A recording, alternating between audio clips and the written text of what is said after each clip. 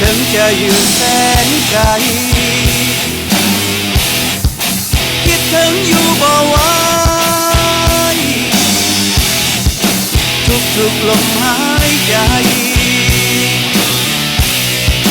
คิดทอดเจ้าถึงอยู่ห่างกันแสนไกล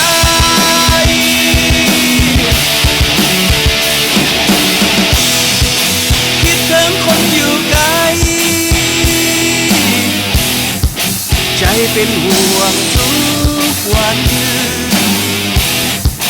คิดทอดแต่น้องนั้นคิดทอดทุกเวลา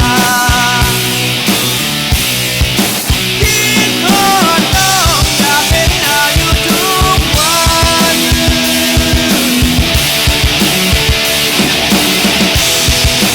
ยามอยู่ใกล้อยากใจน้องแป๊บเดียวนะ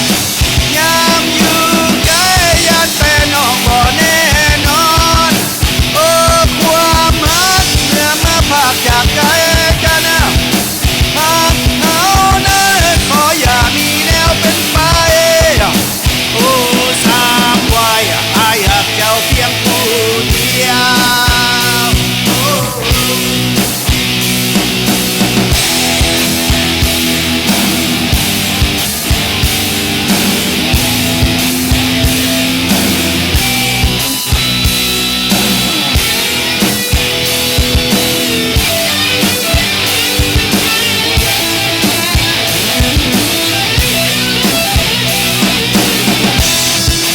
คิดถึงคนอยู่ไกล